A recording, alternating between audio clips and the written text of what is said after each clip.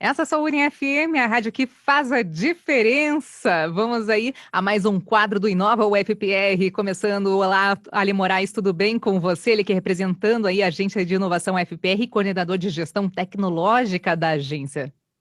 Boa tarde, Patrícia Filos. Boa tarde, ouvintes da Rádio UniFM, a rádio que faz a diferença. Hoje, na participação do nosso camisa 12 da Agência de Inovação, o nosso Chico Coco. Exatamente, afinal, vamos falar do futuro, tem tudo a ver com inovação, o futuro da saúde. Dan Queirolo, sócio da Gamifique, futurista na Futuronautas e também aqui no Inova UFPR, não é mesmo? Já é praticamente o nosso comentarista com relação ao futuro. Que liguem então as bolas aí de cristal, né? Ligar a bola de cristal. Tudo bem com você, Dan Queirolo? Seja muito bem-vindo mais uma vez e sempre. Tudo certo, muito obrigado, Ali, obrigado, Pati. Realmente, eu fico bem feliz de falar aqui com vocês. E agora que é tudo tecnologia, dá para ligar sim a bola de cristal, né? É verdade, até no Wi-Fi, né? Bom, viver para sempre, escolher como nossos filhos serão e ter membros biônicos, né? Parecem coisas de filme de ficção científica do futuro, lá em 2000 mas já estamos em 2021. A ciência já está avançando tão rápido que tudo isso está quase se tornando realidade. E Dan Queirolo vai nos contar, então, hoje no Inova UFPR, ele que é futurista, empreendedor e especialista em gamificação, que já foi aí também pauta há pouco tempo aí no Nova UFPR, super interessante também, se você quiser conferir esta e outras entrevistas, inclusive a de agora, ao vivo e online, vá lá na nossa fanpage, facebook.com/UniFM, curta a rádio que faz a diferença. Bom, Dan Queirolo, primeiramente, antes da gente saber como que vai ser o futuro na saúde, conte um pouquinho pra gente sobre o que é o futurismo. Legal. O futurismo é um campo de estudo, né? Então, a gente estuda tecnologia e empreendedorismo, a gente estuda várias ciências, a gente sabe que tem um monte, né? Tem astronomia, tem biologia, tem trocentas IAs, né? Então, a gente estuda todas essas tecnologias, ciências, consegue fazer com que a gente analisa todos esses dados, faz pesquisas, experimentos. Então, o futurismo é um campo muito amplo e a gente pega esses dados e tenta extrapolar. A gente pensa assim, como que a gente pode prever o futuro, né? É lógico, a gente não consegue prever o futuro igual o Chico Coco, né? Como o Ali bem O disse, mas a gente astro. consegue ter uma ideia. A gente consegue ter uma ideia de como que o futuro vai ser, né? E tudo isso com base em dados, tá? Em argumentos científicos e não achismo. Isso que é o futurismo. Exatamente, mas algo que ninguém poderia imaginar, por exemplo, seria a pandemia da Covid-19. Eu me lembro, no ano passado, ainda começou praticamente em março, né, a pandemia aqui no Brasil, mas a questão do isolamento em março, abril, eu lembro lá por maio, e daí será que quando que vai voltar ao normal? A gente ainda não sabia. E eu me lembro muito, agora não recordo quem exatamente, mas de uma profissional da saúde que ela fazia mais ou menos um mapeamento, ela falava numa entrevista, olha, a pandemia aqui no Brasil só vai voltar ao normal a partir de final de 2022, 2023. Por quê? Daí ela já colocava na planificação, até eles desenvolverem tal, com testes, a terceira fase na pandemia, né? Até lá, a visão mais otimista seria no final do ano para chegar no Brasil no começo de 2021, e aí foi, né, com a questão burocrática e tal, e até lá vai ter uma nova onda, vai vir o inverno, vai voltar a aumentar, vai voltar a diminuir, tal. Então, assim, e realmente, né, com relação a dados concretos, mesmo com algo que foi pego de surpresa, com que todo mundo, né, foi pego de surpresa. Aliás, o Uhum. mundo foi pego de surpresa agora com essa pandemia de Covid-19. Mas é possível, então, saber se uma outra epidemia, também como essa, poderia acontecer no futuro? Exatamente. Inclusive, essa profissional aí, ela fez um trabalho de um futurista, né? Ela pegou É. dados, conseguiu analisar, extrair informações muito importantes e fazer uma projeção, né? Uhum. Então, ela conseguiu ver quais eram as questões relacionadas à distribuição de vacina, a capacidade de produção de vacina, no caso de vacina. Também, com certeza, ela deve ter visto alguma coisa relacionada à política, que tem todo aquele marasmo, aquela, né, demora e tal. Então, quando a epidemia chegou em março, eu já estava 2 meses lendo a respeito, porque como eu dava consultoria para negócios, né, então eu tinha que estar por dentro de tudo que estava acontecendo no meio científico. E quando eu vi que estava rolando lá na China e estava começando a se espalhar para alguns Já países da estava atingindo Europa, o país, já exatamente. fiquei preocupado. Uhum. Eu já fiquei preocupado, eu falei, deixa eu ver um pouquinho mais a fundo. E na época, eu também fiz os meus cálculos, né? E eu previ que ia demorar 2 anos e meio, mais ou menos, no Brasil, né? Pelo que eu estou Exatamente, vendo hoje, ela pegou não é só no específico no Brasil. Brasil. Uhum. Exatamente. Aí eu vi que não vai ser só no Brasil. Isso vai acontecer realmente no mundo todo. Vai demorar um certo tempo. E eu não contava com as variantes ainda. Então eu não tinha colocado isso no meu mapa, né? Então tem todas essas questões assim que a gente consegue ter uma ideia de como vai ser o futuro, não exatamente como vai ser, né? A gente consegue ter uma ideia e para isso e por causa disso a gente consegue prever também possíveis soluções, né? Então a gente tem uma ideia de possíveis problemas que podem acontecer, mas também de possíveis soluções. E em relação a novas epidemias, já tem alguns pesquisadores, alguns cientistas que já falam que isso pode voltar a acontecer, né? Principalmente porque existem muitas variações, não apenas do Covid, mas de várias outras, por exemplo, ebola, de outros vírus assim que também são mortais. Imagina a dengue, né? Olha que a gente vive uma epidemia de dengue no Brasil, né? E pode acontecer isso no futuro novamente. Para que isso não seja tão complicado, né, a gente precisa prever esses problemas e também as soluções. Então, é possível sim, e está aí, né, a ciência para ajudar a gente nisso. Então, viva os pesquisadores aí, viva as universidades públicas, porque é daí que vem todo esse conhecimento, né? Então, vamos incentivar esse pessoal, os pesquisadores e a ciência. Exatamente. Bom, Ali Moraes, não é querendo me achar, mas já entendi aí com relação às cepas que existe uma certa flexibilização, não é mesmo, com relação ao futurismo, né? Exato. Assim, das nossas palavrinhas, a flexibilização, ela faz muito sentido nessa questão de se projetar cenários, né? Uhum. Toda vez que o Dan veio aqui conversar com a gente, né, expor aí o futurismo para a gente, né, essa posição de se pensar em projetar cenários, eu sempre chamo a atenção aí também dos nossos ouvintes. Isso aí não é para a saúde, não é só para para o teu negócio, é para a tua vida. Você pode projetar cenários para a tua vida, né? Então, isso é bem importante para a gente planejar, saber onde quer chegar, como vai chegar. Então, é importante sempre pensar nessas projeções, né?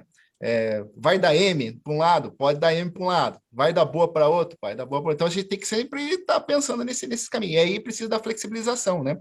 Você está flexível, ter jogo de cintura para jogar com os desafios que a vida traz para a gente. E tá aí a questão do Covid, né? Que foi um baita desafio aí para o mundo inteiro, né? Essas projeções aí que o Dan comentou, né? São todas feitas, que até a tua outra participante também comentou anteriormente, são dados e mecanismos que existem, né? É lógico, uma pesquisa de uma vacina, ela tem etapas a serem cumpridas, necessita de tempos médios, e tudo isso é utilizado, né, para fazer essa Mesmo projeção. com urgência, né? Exatamente. No mínimo, né? Uma questão mínima de segurança também, que tá em jogo também, até mesmo na criação de uma vacina. Até isso também tem que ser previsto.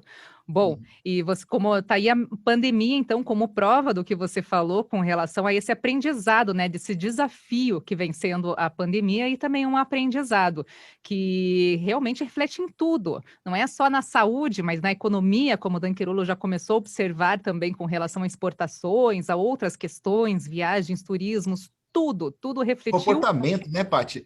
Você sabia que no começo eu tinha cultural. vergonha de usar máscara na rua? Eu ficava meio com vergonha, quase ninguém usando. Eu falei, pô, só eu de máscara.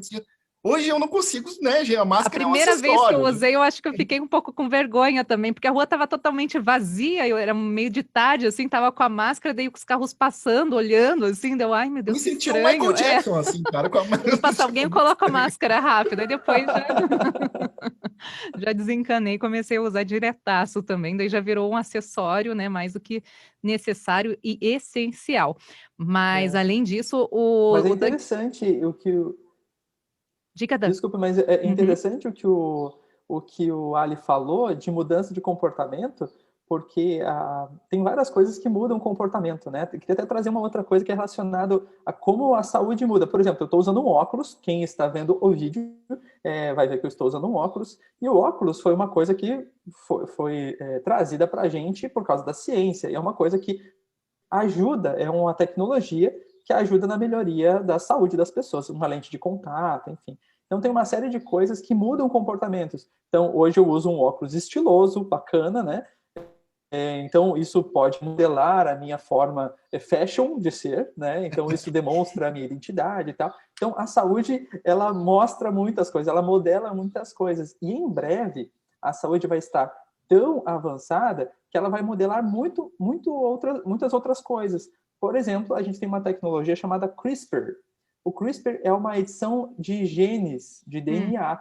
Não sei se vocês lembram, na década de 90, tinha aquele projeto Genoma, né? Que era para mapear o DNA humano, aquela coisa toda. E eu lembro que, depois pesquisando, né? Foi na década de 90 e eles tinham previsto que ia demorar 15 anos para mapear um DNA, um só, né? Então, 15 anos para mapear um DNA e eles investiram 50 bilhões, já era muito naquela época, né?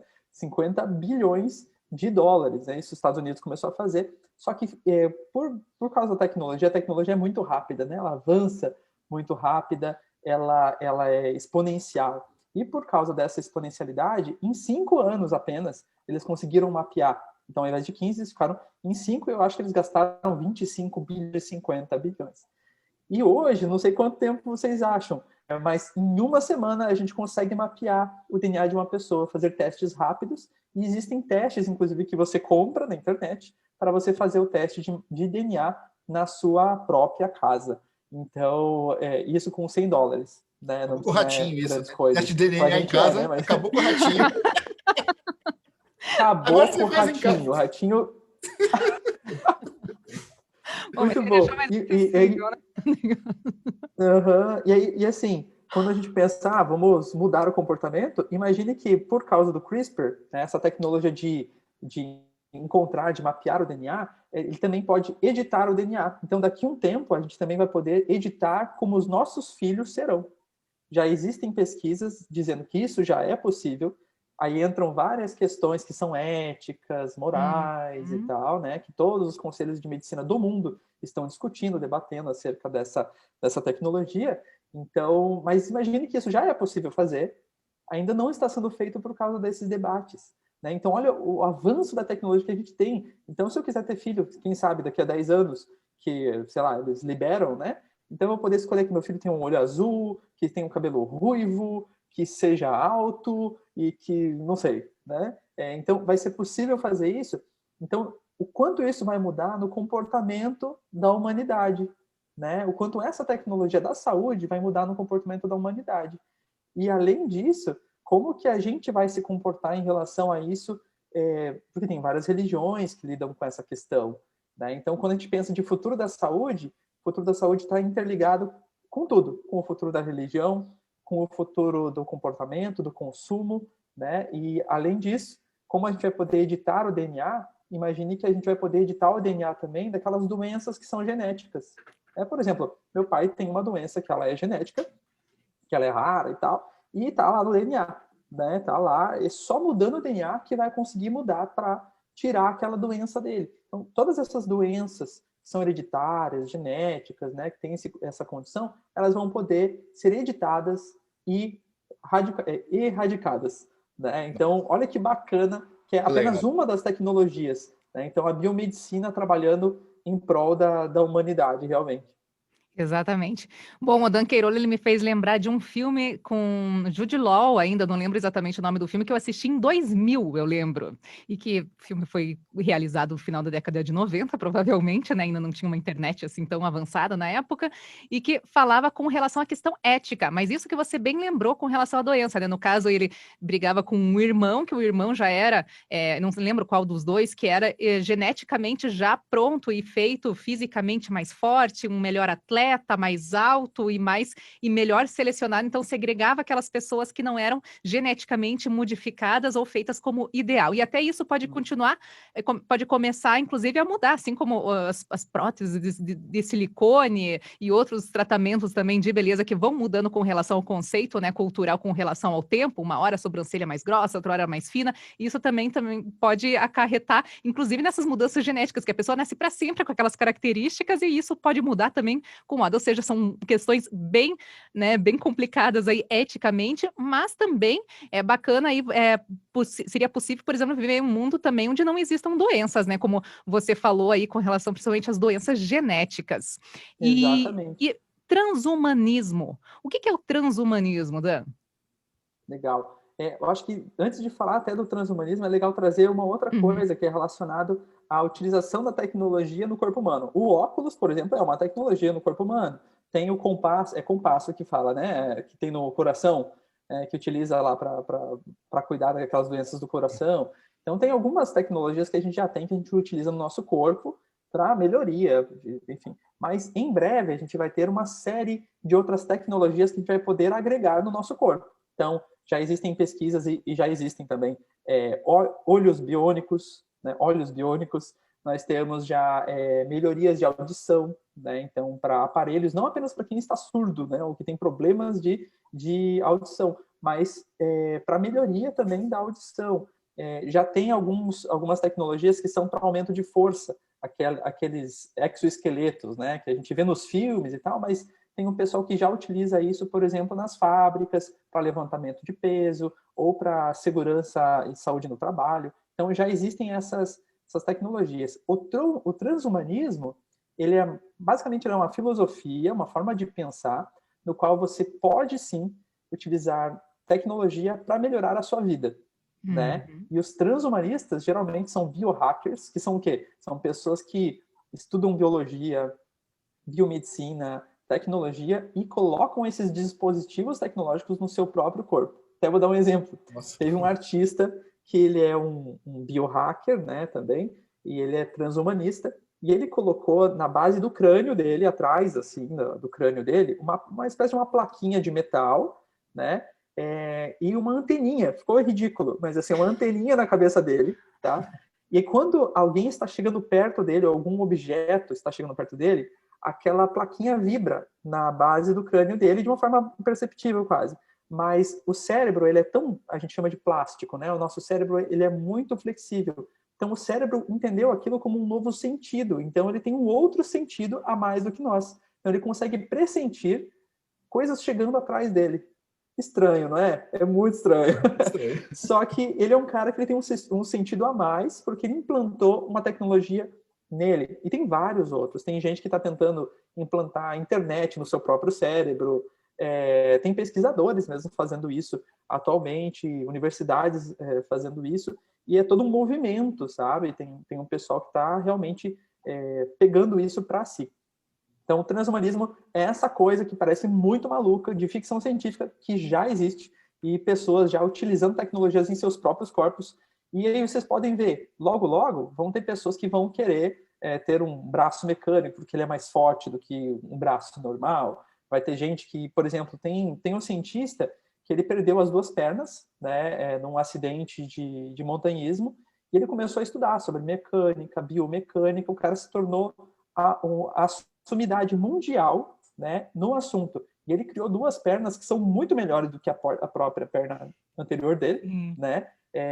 E ele tem essas duas pernas na qual, inclusive, ele consegue sentir o tato, como se fosse tato, né? Então, ele criou, né, uma nova área da ciência, ele sozinho, né? Então, imagine que bacana como que vai ser também para as pessoas que perderam os seus membros ou alguma coisa relacionada aos seus sentidos, né?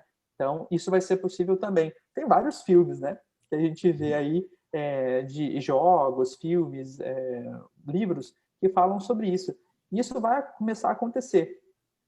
A princípio, estranhamente, a gente vai chamar de estranho, mas em breve a gente vai começar a acostumar, assim como todas as outras evoluções de tecnologia a gente foi acostumando, né? Então, tudo isso passa por um processo geracional, inclusive. Então, primeiro, vem os cientistas, os pensadores, depois vem a academia, né, as universidades, depois vem os profissionais que foram criados, gerados por aquela academia, e depois vem, eu chamo de povão, né, vem todo mundo, né, que começa a adaptar essas tecnologias. Então, isso já está acontecendo e em breve vai começar a se tornar cada vez mais comum. Exatamente. E daí a ética nunca vai sair de moda, né? Serve Não para o pode, bem né? e para o mal, como você vê, pode substituir um membro que foi amputado, pode até trabalhar melhor do que a perna antiga, né, que perdeu, e ainda assim também poderá ser possível escolher os filhos como serão, né? Ou seja, é algo um pouco delicado, vamos falar a palavra correta, né? Nem tão polêmico, mas delicado, porque serve tanto para o bem com relação a algumas doenças genéticas, que são bem cruéis, por sinal, e quanto para o mal. Então, é algo assim que sempre discussão não pode faltar, né, Dan? Exatamente, exatamente. O Dan falando, eu tive a mesma sensação que a Paty, Dan. Eu também confesso que eu tive a mesma sensação que ela expôs. Medo. Exatamente. Pode ser tanto para o bem quanto para o mal. Por exemplo, a gente tem os nanorobôs também, né? Que hoje já tem gente sendo auxiliado por nanorobôs dentro do seu próprio corpo para tratamento, né, de algumas doenças e tal. Mas imagine utilizar a edição genética em um vírus, tornar o vírus pior ainda do que ele já é. Ou então utilizar nanorobô, colocar o nanorobô na água e matar geral. Enfim, as tecnologias, elas existem de várias formas diferentes, né, e podem ser utilizadas de formas diferentes. Então, a gente precisa também se precaver de todos esses possíveis problemas que podem ocorrer. Por exemplo, o micro-ondas, ele foi descoberto nos Estados Unidos enquanto eles estavam tentando fazer um novo radar, uma espécie de um radar, né? E hoje a gente tem o micro-ondas inofensivo, né? A gente esquenta lá a aguinha, esquenta as coisas que precisa, a lasanha congelada, então a gente pode utilizar tanto para o bem quanto para o mal, né? Então, realmente é bem delicado e os governos precisam criar contenções para esses tipos de possíveis problemas que podem acontecer, né?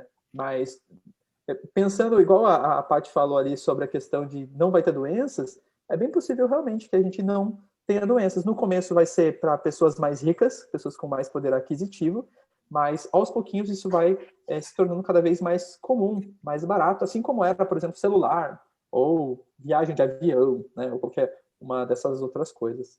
Então tá aí a dica do nosso futurista Dan Queirolo. Inovadores, pensem nisso, hein? Inovação, o futuro da saúde. É o que com certeza pedimos, estamos sentindo aí a necessidade agora, desde 2020 ainda mais, e vamos aí enfrentando, não é mesmo? Mas com novas ideias, novas saídas e novas soluções também. Dan Queirolo, sócio da Gamifique, futurista na Futuronautas. Deixe seu contato, Dan, se alguém também quiser entrar em contato com você. Claro, claro. Bem, você pode me encontrar ali na Gamifique mesmo, né? O meu contato vai estar no dan.queirolo@gamifique.com.br, ou pode também mandar um e-mail pessoal ali já direto, porque eu lido com um monte de gente, é danqueirolo@gmail.com. Né? Vocês podem entrar em contato comigo direto para a gente conversar, fazer consultoria, conversar sobre o futuro, estaremos sempre à disposição. E uma coisa que quero deixar até de fim, assim, vamos acreditar na ciência, gente. Está acontecendo essa epidemia, né? Não vamos negar que está acontecendo, então acreditem na ciência, acreditem no que os pesquisadores, no que os cientistas estão falando, se cuidem, usem máscara, não façam festinha com um monte de gente, vamos se cuidar. Vamos se cuidar, que mal não vai fazer, né? Se cuidar pelo menos. Dan, muito obrigada mais uma vez pela sua participação. Nosso querido Chico Coco, aqui mais conhecido, nosso futurista, sempre falando do que há por vir, né? Mas com embasamento, né? Oficial, com dados reais, ou seja, nunca no achismo. E até uma próxima, com certeza. Ali Até Moraes. Uma próxima, obrigado. Até. Alia Moraes, muito obrigada mais uma vez pela sua, né, como sempre aí, pela sua participação, apresentação também aqui no Inova UFPR, por nos trazer mais um convidado, e te espero na próxima terça-feira. Obrigado, Paty, obrigado, Dan, obrigado, ouvintes da Rádio UniFM. Terça-feira tem mais. Terça-feira tem mais, com certeza, e no Música Urbana tem mais trilha sonora agora por aqui.